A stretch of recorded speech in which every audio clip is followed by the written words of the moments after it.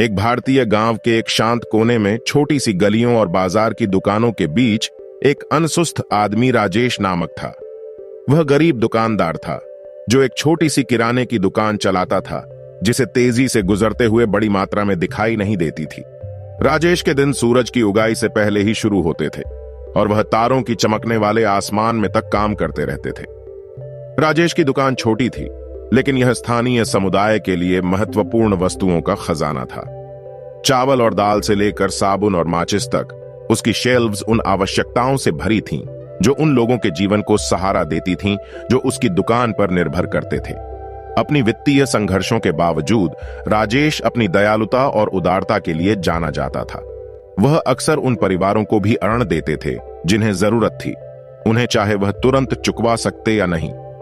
प्रतिदिन के सुबह राजेश धूलिए जमाने और ध्यान से अपने प्रोडक्ट्स को व्यवस्थित करते, उसके विकसित हाथ एक मकसद की भावना के साथ चलते थे जो कठिनाइयों के सालों से की गई थी।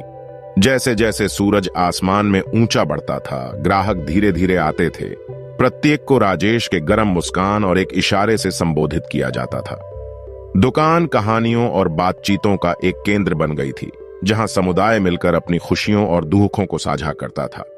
राजेश की अपनी जिंदगी उन चुनौतियों का प्रतिबिंब थी जिनका सामना अनगिनत अन्य ने किया था।